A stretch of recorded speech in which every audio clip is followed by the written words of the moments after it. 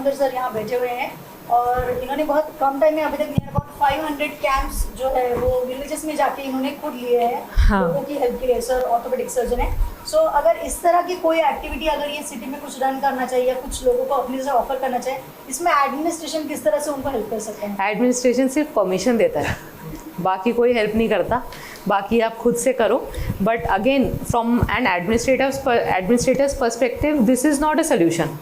ये बीच में बिट्स एंड पीसेस में आप प्रोग्राम कर लोगे, बट अपने जो रूटीन काम है वो ढंग से चल जाए तो that is a good administration.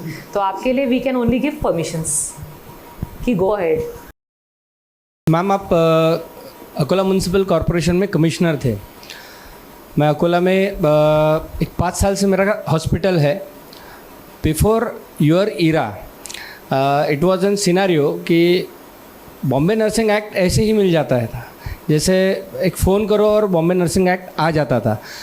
जब से आप म्यूनसिपल कॉरपोरेशन में आई थी तो इट वाज एन थिंग कि मुझे जब मैंने रीअप्लाई किया, जो मेरा पुराना हॉस्पिटल था, अभी मैं नए बिल्डिंग में शिफ्ट हुआ हूँ, तो मुझे ऐसा था कि एक 4-5 महीने ही तो है तो आप रिनोवेट कर दो। तो मुझे कोई भी रूल फॉलो किए सिवा रिनोवेशन मिला नहीं। तो that was an good thing. I think rules के बारे में ऐसा था कि आपको अगर रूल फॉलो करना है तो आप फॉलो करो, नहीं करना है तो भी आपको सर्टिफिकेट मिलेगा। ये गलत बात थी। तो वो आपके आने के बाद हुई है, ये बहुत ही अप्रिशिएबल था। हमें ये सारे रूल्स फॉलो करने पड़े, फायर फाइटिंग के सारे एड्स लगाने पड़े, बायोमेडिकल वेस्ट का सारा सब कुछ करना पड़ा, पोल्यूशन कंट्रोल के सर्टिफिकेट्स लेने पड़े, जो पहले नहीं होता था। लेकिन ये होना चाहिए और वो आपके आने के बाद हुआ है, इसलिए मैं आपको अप्रिशिएट करना चाहता हूँ। Thank you. उसके साथ मुझे ये कहना है कि अप्रिशिएट करने से ज़्यादा सिस्टम में वो चीज़ इनग्रेंड होनी चाहिए। तो वो इसीलिए मैं कहती हूँ मेरा नाम याद मत रखो, बट काम को याद रखो। तो काम से क्या होगा कि सिस्टम में अगर चीज़ इनग्रेंड हो जाएगी ना तो ऑफिसर के थ्रू बदलेगा नहीं। बट अनफॉर्चुनेटली अपना सिस्टम अभी भी इतना स्ट्रांग नहीं है कि वो 100% इनग्रेंड होकर सिस्टम मेमोरी इतनी स्ट्रांग बन जाए कि इसके अलावा कोई ऑप्शन ही नहीं है। जितना एक ऑफिसर को डिस्क्रिशन कम होगा उतना ही अच्छा सिस्टम होगा। तो लेकिन मैम हेड अगर स्ट्रिक्ट है, अगर वो रूल फॉलो करवाना चाहता है तो सारी सिस्टम उसके तरीके से मूव होती है। अदरवाइज ऐसा देखा जाता है, मैं बोल रहा हूँ क्या before your era and after your era it was an difference. Thank you for the compliment, but yet again 80-20 rule is applicable in government also. 80% लोग टाइम पास, 20% होते हैं जो थोड़ी कोशिश करते हैं सिस्टम बदल दें। तो 80% ही लोग आएंगे आपके पास अकोला में। नाही, त्यातनं काय होतं मॅम की जे रूल्स फॉलो करतात त्यांना पस्तावा होतो कधी कधी की आम्ही का करतोय। तर तुमच्यासारखे अधिकारी असले तर जे खरंच रूल फॉलो करतात त्यांना आनंद होतो। हो चालेल, थैंक यू। मैडम इसमें एक चीज़ ऐड करना चाहूँगा, जैसे नॉर्मली अब जैसे एग्जांपल हॉस्पिटल की बात चल रही है तो हॉस्पिटल तो आप जो भी रूल्स रेगुलेशन देख के परमिशन दे देंगे। नेचुरली वहाँ पर एम्बुलेंस जा सकता है कि नहीं, फायर फाइटिंग व्हीकल जा सकती है कि नहीं, ये सब हम चेक कर लेते हैं। बट इस that come in your jurisdiction और सम एरिया कि वो रियली एरिया में एम्बुलेंस जा सकती है कि नहीं। फॉर एग्जाम्पल अकोला की एक बहुत प्राइम एरिया है रामनगर। हाँ, बहुत सारी अच्छे लोग भी रहते हैं, हॉस्पिटल्स भी है, सब कुछ है, बट वो पूरे एरिया को कहीं भी एक भी एंट्री रोड नहीं है जो वाइड है। All are small roads to entry and exit. तो वहां पर will that come as a bottleneck for giving permissions और that is immaterial? Usually we don't see the width and length. हमको जहाँ आता है proposal, unless and until I go to the spot which is very unrealistic कि मैं हर जगह के रास्ते देखने जाऊँ क्या है तो मैं अप्रूवल दूँ। अगर हमारे पास आता है अप्रूवल कि आप इस रास्ते को बना दो, हम विथ देख के रास्ता अप्रूव नहीं करते। इफ़ इट इज़ नीडेड, चाहे वो छोटी सी भी विथ हो, हम उसको रास्ता को अप्रूव कर देते हैं। Right, but do you suggest anything which can be done in this kind of things in rules regulation? In such scenario, the residents who are staying there, उनको अप्रोच करना चाहिए कमिश्नर को या कलेक्टर को कि इस रास्ते को अप्रूव करने से पहले इंक्रोचमेंट हटाओ फिर रास्ता अप्रूव करो। अगर आपका ऐसा रिकमेंडेशन आता है so definitely will take a note, और हम रास्ता जब तक अप्रूव नहीं करेंगे जब तक हम इंक्रोच वाइडन अप करके उसको फिर ले नहीं सकते। तो इसमें मुझे इसके साथ साथ लोगों के लिए ऐसा कहना है कि कभी कभी ना हम एज इंडिविजुअल्स बड़े कंफर्टेबल होते हैं दूसरे को ब्लेम करने में कि सरकार तो कुछ नहीं करती है, प्रशासन तो कुछ नहीं करता, हम क्या करें, बोल बोल के भी कोई फ़ायदा नहीं है। ऐसा नहीं है। अगर आप लोग फाइट करोगे और आप लोग मुझे बार बार परेशान करोगे तो 100% आपका मैं सुनूंगी और इतनी बार परेशान करो कि मैं भी थक जाऊं सुन सुन के कि मुझे वो काम करना ही पड़े। So you should also be very robust अपने काम में कि नहीं हमें बार बार जाके खटखटाना है, प्रशासन को बार बार तंग करना है जब तक मेरा काम नहीं होता। ऐसे इंडिविजुअल्स मेरे पास हैं अकोला में जो बहुत परेशान करते हैं, बट फिर भी वो इतना परेशान करके अपना काम निकलवा लेते हैं। तो ऐसा सबको होना चाहिए मुझे लगता है। कम्युनिटी प्रॉब्लम को भी आप इंडिविजुअल प्रॉब्लम समझ के अगर लेके आएंगे सो definitely will give you a hearing और उसके बाद वो कम्युनिटी प्रॉब्लम सॉल्व भी होती है। सो थिंग्स आर पॉसिबल, आपका माइंडसेट पॉजिटिव होना चाहिए। यस एक और चीज जानना चाहता था मैडम, आपने कई अलग अलग सिटीज में भी काम किया है एज ए एडमिनिस्ट्रेटर। करप्शन सब जगह होता है। How do you rate Akola, मतलब कंपेयर टू, बहुत स्पेसिफिक बताने की जरूरत नहीं है, बट अकोला में क्या करप्शन सरीका ही है, सब जगह होता है उतना, या ज्यादा है या कम है? नहीं, मुझे नहीं पता, कभी मैंने मेजर नहीं करा कितना है, बट हाँ जैसा आपने फर्स्ट स्टेटमेंट कही, करप्शन हर जगह है। नहीं तो आपका फीलिंग क्या है कि मतलब यहाँ नॉर्मल से ज्यादा है? मेरा दिमाग बंद है उस डायरेक्शन में। तो आपको कहीं मतलब उससे चैलेंज नहीं होता है, मतलब सम पॉलिटिकल इंटरफेरेंस और सम करप्ट पीपल ट्रबलिंग यू और एनीथिंग? इनफैक्ट जब करप्ट पीपल के सामने एक क्लीन माणूस आता है तो बेचारे वही परेशान होते हैं, तो वो बंदा परेशान नहीं होता। सो मला काही त्रास नाही। पण तुम्ही हँडल कसं करता असा का सिच्युएशन आल्यानंतर? माझ्यापर्यंत सिच्युएशनच येत नाही ना, ते माणूसच घाबरून जातात, काय करायचं। Thank you great.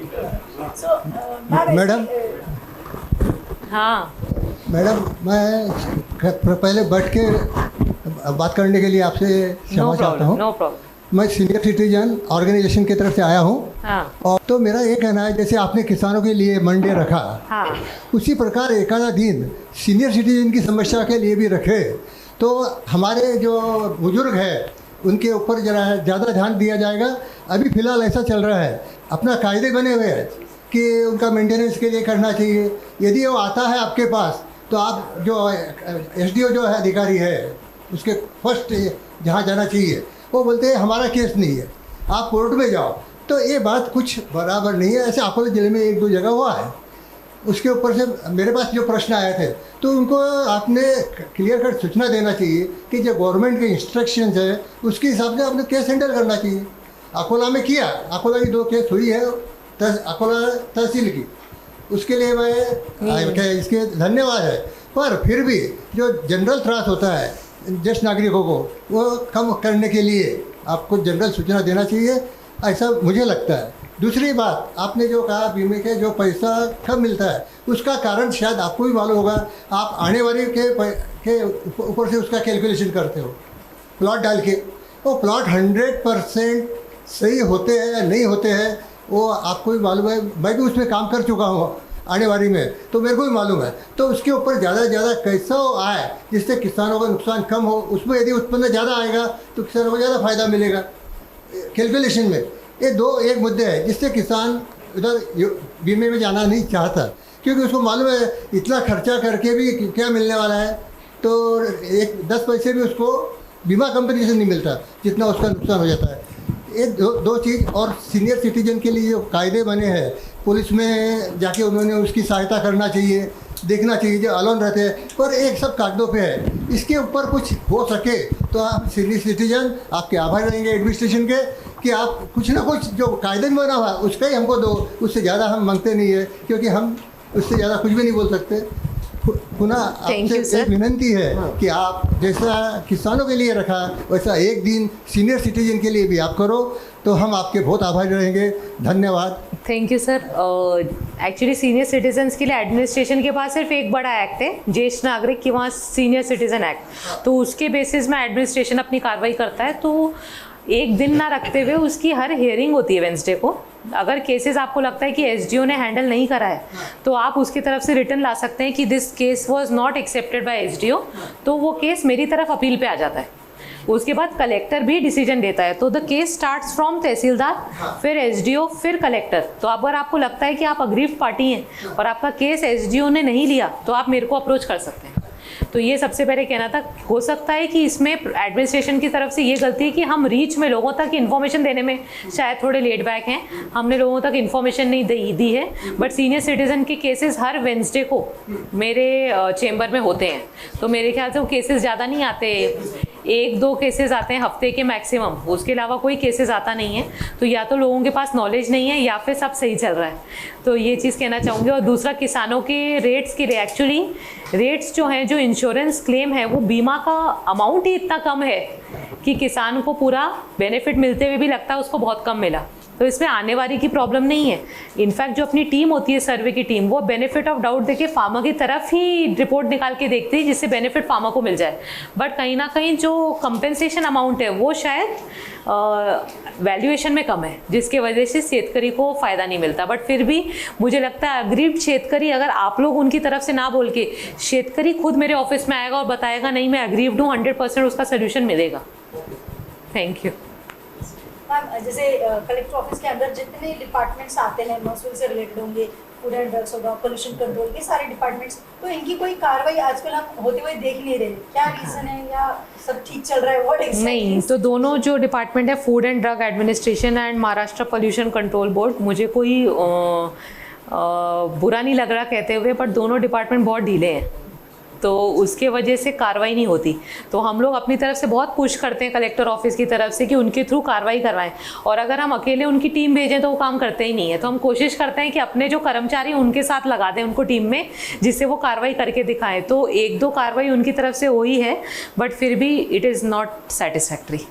जैसे MIDC में भी कुछ गैस लीक हो गया था, उसकी वजह से वहाँ के लोगों को थोड़ी सी प्रॉब्लम क्रिएट होती है। हाँ। तो उसके लिए भी उस कंपनी को शायद सिर्फ कुछ 25,000 दंड उनको बोल दिया गया, और अगेन बैक टू वर्क वो लोग अपना काम शुरू है। या फिर उनका जो कुछ मेडिकल कंपनीज या फार्मास्यूटिकल्स है, उनका कोई बायो वेस्ट जो अपने यहाँ के डंपिंग इसमें आता है, तो उसकी वजह से लोगों के हेल्थ इश्यूज भी क्रिएट होते हैं। सो क्या इसके ऊपर भी कोई कार्रवाई, मतलब जैसे हमारे न्यूज़ चैनल में हम उसको हर बार शो केस करना चाहते हैं इन चीज़ों को, इन सारी कार्रवाई को, लेकिन ऐसा कुछ इतने में हमको देखने को नहीं मिला। या फिर बेकरी के प्रोडक्ट्स जो 1 डे जिसकी एक्सपायरी डेट रहती है 1 दिन के बाद में, तो कोई फूड एंड नहीं, मैंने कहा ना, इसमें कोऑर्डिनेशन की बहुत ज़रूरत है। MPCB, FDA, महानगर पालिका, police, RTO, traffic, MIDC, collector office, तो ये सब मिलके कार्रवाई करने का ये सारे स्कोप हैं। तो कहीं ना कहीं ये मिलके एग्जीक्यूट करने में आई थिंक हम वीक पड़ रहे हैं। तो आई विल इंश्योर की कोशिश करूँ कि और अच्छे से कार्रवाई निकल के आए। बट फिर भी FDA डिपार्टमेंट ने हमेशा रीजंस दिए हैं क्यों नहीं कर पा रहे, उनके पास मैन पावर की कमी है कि क्या है, बट फिर भी मुझे लगता है these are all reasons. Main intention is कि maybe they don't want to work.